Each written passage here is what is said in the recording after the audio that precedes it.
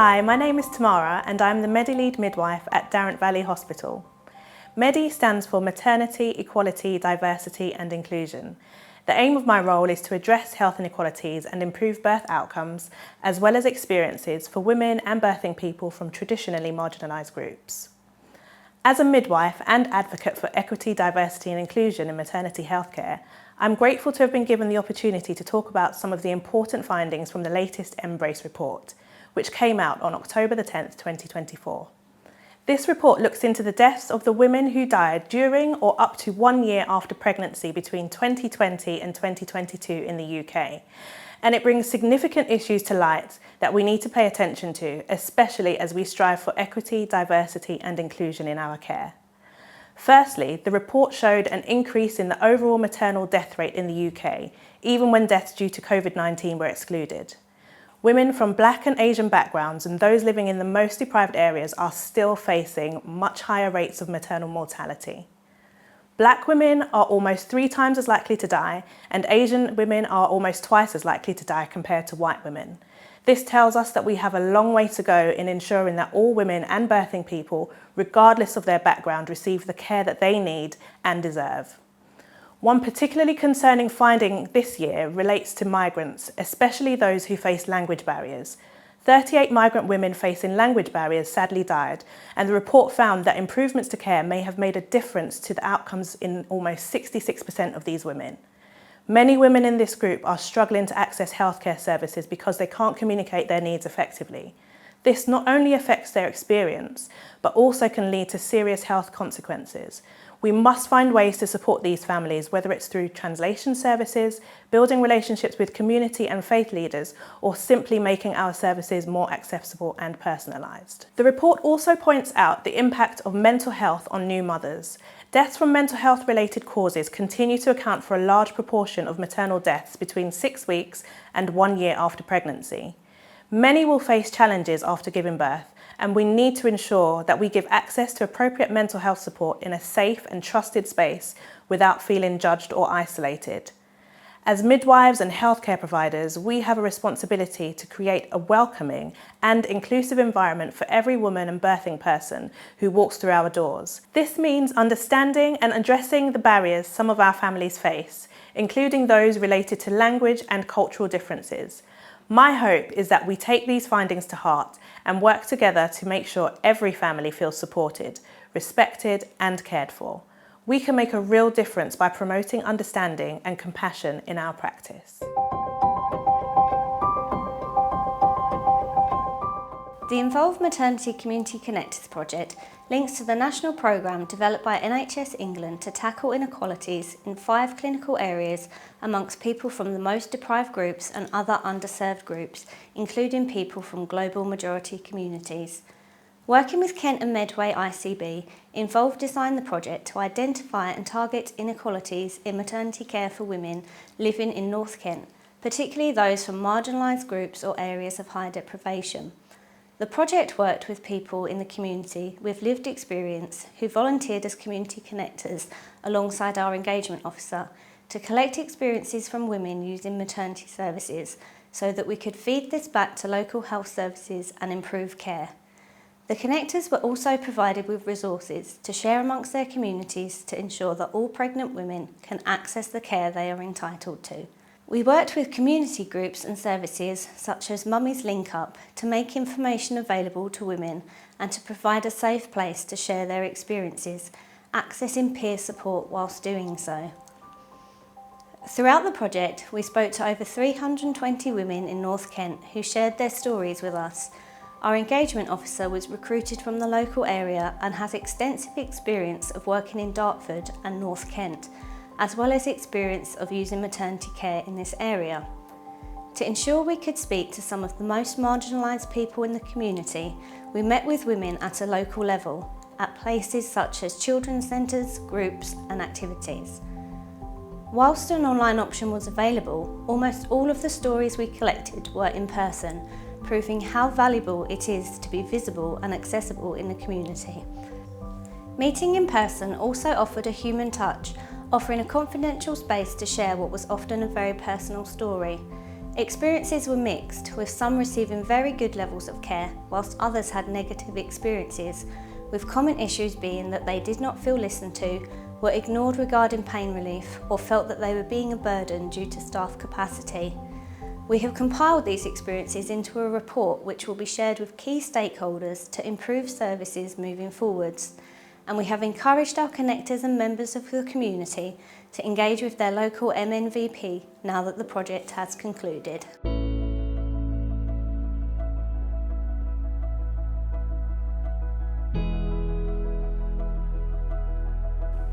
My name is Julia. I'm 38 years old. I'm Romanian. I came in UK 2014, let's say, and then now home is here in Dartford. I have 2 kids. My daughter, she's 8. My son, he's 3.5. I work as a telephone operator for a customer service team. Yeah, that's pretty much about me. I have both experience, 3 experience being pregnant, although I have only 2 kids alive. So with my daughter, everything first pregnancy was wonderful, easy peasy. I didn't have any worry, nothing unusual during pregnancy. My second pregnancy, 2019, right? I got far to 23 weeks of gestation. The second, after visiting my midwife, I just started to have contraction and bleeding, so I had to reach to A&E, which they sent me to Tambuti. Yeah, she kind of explained me there's nothing that they can do, and just lose my baby. So with my son, was not the best. And I'm happy that I get the opportunity to talk about, because I think there's much to learn from this. And I will link my loss to the pregnancy of my son as a follow-up meeting that I had with Dr. my loss. I've been offered a letter with some recommendations to be done on future pregnancy, so the pregnancy with my son. One of them, the most important, it was to have my cervix length measured at 16 weeks, 18 weeks, 20 and 22 during the pregnancy. So thanks God I got the courage and to have, you know, another try to have my son, my rainbow baby. And I got to 12 weeks, 13 weeks, I had my first scan. I seen midwife once by then I saw her second time, and then I mentioned on my second visit with the midwife about having this follow-up letter after my loss, about mentioning that I did in private some tests to see if anything come from my side or was the baby, although I knew I had Streptococcus B, but was not sure if that was the reason. I discovered I had a form of thrombophilia, which again, Dr. was kindly to add that into the follow-up letter, so in a future pregnancy that will gonna be followed by the hematology department. Mentioning all this, coming back to the second visit with the midwife and being pregnant with my son, I feel that I was not listened. I was just ignored. I also read about having a sticker put on the maternity book about having the Streptococcus B in the previous pregnancy, which, you know, will highlight this to all the visits and when giving birth to get the antibiotics. This was not done, so I just left home, going again to all my letter and paperwork. So I was by then 15 weeks, 16. I meant to have my first appointment to have the cervix length measured. Then I tried to get in touch with my midwife. It seems that she's on holiday. I'm calling up again. It seems the secretary was picking up for another lady. I'm not sure it was the same one. Part of the midwife team was keep telling me she's not in. If there is an emergency, you need to address to Tambuti. Said there is no emergency. However, I want to follow up on my care and, you know, to know that the things are being done. I'm almost 16 weeks. I don't have this appointment. That was for about 10 days, trying to get hold of her. No other midwife called me back. I didn't feel that there is any empathy show over the telephone. I sent feedback message on the Darren Valley Hospital Facebook page, showing my concern that I cannot go hold. Thanks God, it reached to the right person, and then the manager of the midwife team called me. So I explained my situation. the very next day I got a call from the midwife that I had in place. Seems that she's back, or I don't know, but I got the call. And again, mentioning, they eventually made me the appointment measuring of cervix. I was almost 18 weeks by then, yeah. And once I saw them, I didn't get the good news. So I just left crying home.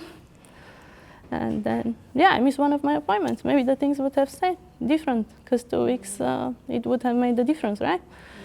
Yeah. If that follow-up letter and everything would have been done. Anyhow, thanks God, got in the right hands. And they kindly offered me some kind of treatment, but discussing with the consultant, because the midwife put me in touch with the consultant as well, the doctor with the consultant, they decided that I need emergency stitches, which I had the next day, again, and then that's how I have my rainbow baby. I didn't blame anyone. I could not be more grateful to the midwife that was that evening with me, and the consultant, and the letter that I received where it was mentioning all my concerns, all my issues, whatever has to be done and taken in consideration in a future pregnancy. And then you get this blockage. You don't have the connection. Yeah. So I think the midwife is the connection and the start for many aspects. So, and just to show the point to her how important it is for a future mom and for pregnancy, especially if it comes with papers, you have everything in black and white written there. I didn't want to change her. I stick with her until the end of my pregnancy, although my faith was not there, obviously, anymore. Hello, my name is Linda Bitwaiki. I live in Sekop. I currently have one daughter, beautiful girl, and I live with my partner. It was exciting. To be honest, it was mixed emotions because it was my first child. I don't know what to expect. You know, because before I had my child, I lost 2 babies, and it wasn't very good. So when I found I was pregnant again, I was like, okay, let's try. This time it's gonna be great, you know. It's gonna be amazing. I'm gonna try and be positive. But of course, I was having more mixed emotions, things like that, and I just kept on going to therapy. I kept on going just to calm the nerves down. I had a very supportive family, you know. They're very, very supportive. And yeah, I just kept on going. The midwife were really, really good. Yeah, they were very supportive from start to finish. Yes, I had a natural bath, and I gave bath in a bathing pool. I was there because I remember my water broke around 2 a.m. in the morning, and then all I could remember, I thought it was, at first I was a bit confused because my midwife did actually tell me that this is what you're likely to feel before giving birth. So my husband went to bed a bit earlier, and I was just thinking, oh, I'm not ready yet. I need just to sit down and relax, you know. And yeah, so when I went to bed, I was like, I think I need to go home. I need to go and sleep because I'm beginning to feel a bit tired now. So as soon as I slept, I looked at the time, and then that's when I realized my contractions they were hurting, you know. It was like, this is even more worse than a period pain. I said, no, this is not a period pain. This is your baby's coming. The baby's coming. So I told my other half that I think the baby's in the way, and they said I could see there was a lot of kind of like discharge kind of thing, you know, like any other woman would feel. But I was telling him to just try and calm down, like try and stay calm, because the more you scream, the more you make me feel a bit anxious. So calm down, it's only, you know what men are like, you just become the freak up. So anyways, along the lines, no, we need to go now. My contraction wasn't so bad, they were on and off. So of course I remembered what I was practicing before my water broke. I was reading through the not magazine, but like different books, different things on YouTube, just to find out how to relax in labor. And that's what I think, that's what helped my nerves really, because already remember I explained already that I was all over the place. You know, like any other woman, you just be feeling anxious, but I just kept on telling myself, I'm gonna be fine, I'm gonna be fine. So I think that's what kept me going. So my water breaks. Anyway, we reached at the hospital, and the midwife, one of them was really lovely, and they said, I think you're not ready yet. I said, what do you mean not ready? Because my water just broke. They said, okay, what we're gonna do is that we're gonna give you a bed. I think we're gonna give you a bed. If there's any more pain, just let us know. But then, it was as they were all discussing, you know, the midwife and the doctor discussing, my contraction pain can become worse and worse and worse. And then before you know it, they said to me, I think your baby's not ready. I said, what do you mean it's not ready? Because I keep having all these kind of labor pains. I was beginning to get disappointed, because what's the point of having coming all the way from home, and I come here, and now you're telling me I need to go home. Then she was like, she reconsidered. They said, actually, I can see the head. They wanted me to go home. They said, actually, you need to stay. I can see the head of the baby. So I was in pain, but at the same time I was dying of laughter, because all this time I'm having all these kind of giggling, because like, all this time I'm having this baby's head coming. I was like, how did I manage even to do that? Because I was not expecting that, because this is all new. I'm just a new mom. So anyway, to cut the story short, they said, just keep doing your breathing. My mom was there, my sister was there, but my sister was only there for a little while. And yeah, and then around, I would say around maybe 8:59, my baby was born. And one of the nurses, she's the only one,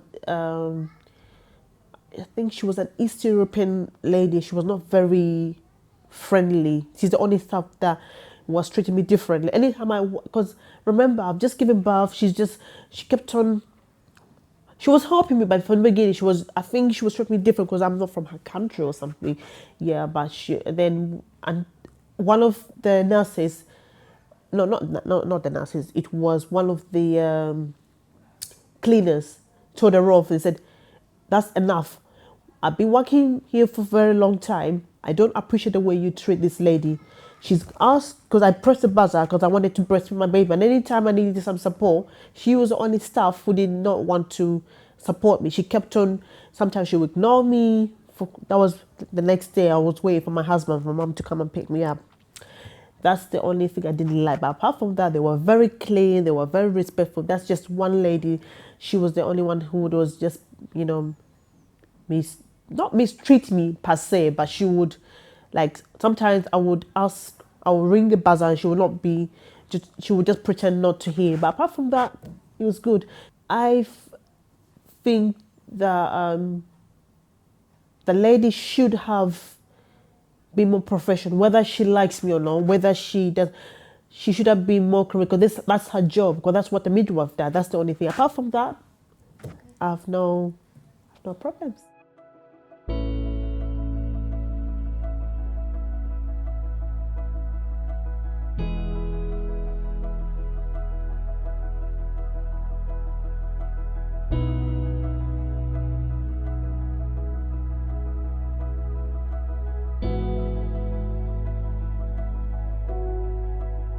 Mummy's Link Up has been running for 5 years. We're on social medias. It's a group for all mums, regardless of your race, religion. It's just a mummy group. And we've got mums in the group whose children are 13 or in uni or are getting married. It's just about sharing your experience. Yeah, I think it relates with Connector as well, because it's about mums who are pregnant coming in and being able to say, I'm you know, I went to my GP or I went to my midwife and they've told me these. You can share that information. They share that information in the group, and you've got other people who can advise them to say, actually, maybe you need to go to your GP, maybe you need to speak to a consultant. We've got over 300 mums in our group, and we've got different mums we've got midwives, we've got GP, we've got different professionals. And then I guess what mum gets is, like, especially if you're a new mum, you don't really have anyone, if you don't have anyone to relate to, or sometimes even if you do, it's best for you to speak to other mums who have maybe gone through the same thing that you're going through, and they can give you advice. And I guess it's more of a non-judgmental when you're in the group, because then everybody is kind of just there to support one another. I think I heard about it during one of our sessions at Temple Hill on a Friday, and that's when I met one of the workers from Connect. She kind of just told me about what it's all about, and you know, it was something that I was interested in, because obviously being a mother, and knowing what, you know, what people go through in terms of having that support and that network, and being able to, I guess, for Connect, just to be able to know that you can improve the service by talking to the organisation. So I said to her, yes, I would love to help. So the lady who was the Connect coordinator, we've had her come to have our talk on our Mummy Talk. So basically she just told everyone about it. And also I've just been able to share the information, meeting mums that I know and mums that I don't know, just telling them about the services and what they can benefit, and just asking them, you know, what is it? Just basically talking to them to get their story, a point of what service is it that they're not getting, what support is it that they're not receiving. I think it's important because mums sometimes don't like to talk to professionals, because maybe they might feel like they're not going to listen, or they're just going to think, oh, I don't know, they're not going to be able to understand their views. But being a connector and being a mother, and it's probably easier to speak to someone who has also been through it, who's not a professional. And I guess it will give the women just that relaxed environment to talk to someone. So I guess for me, being a volunteer connector, yeah, I'm able to do that. I think a lot of mums have different experience and different services that they've received from hospital. But I know that majority mum that I know that I've spoken with always feels like they're not being heard, or they're not being listened to, especially if they're saying to the midwife, oh, I'm not feeling right, or I'm feeling somehow, or something is wrong somewhere. They'll feel that maybe the midwife said, no, it's fine, it's natural, whereas they might want them to maybe do a check, or say to them, you know, go to your GP, or maybe, okay, do a scan, just to give you that reassurance. But if you go to a midwife and they said, oh, no, that's fine, it's natural, sometimes some of the mums feel like they're just being brushed off. So whereas, you know, I guess if you say to them, okay, maybe should we speak to your doctor if you're feeling this way, or do you want us to do a scan, just to make sure that you're just having that reassurance, especially for new mums, I think is really important to give them that reassurance. We are just community. Yeah.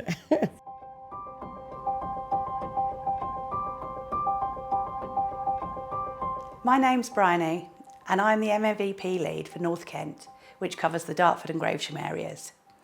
My other colleagues cover East Kent, Medway, and the Maidstone and Tunbridge Wells areas. You can find all of our contact details on our leaflets or on the Kent Bump Birth and Beyond website. I got involved with the MMVP after having some difficult experiences during my pregnancies and births with my two daughters. Luckily, I was able to access the support I needed at the time, and this really helped me to get through these difficult times. I'm really passionate about making sure that women and birthing people and their families have the care and support they need during this really important time in their lives. And it's so important that we get to hear feedback, both good and bad, from a wide range of people, so we can do our best to make experiences better for future service users. You might see us visiting the maternity and neonatal wards at your local hospital, or in your family hub, or visiting local community groups. Please do come and talk to us. Any feedback that is provided to us is treated sensitively and is anonymised before being fed back to senior staff at the hospitals, so this can be discussed and any changes needed can be considered and implemented where possible. I look forward to working with more of you over the coming weeks and months But do feel free to reach out to us via email or Facebook or through your hospital or midwife who should be able to put you in touch with us.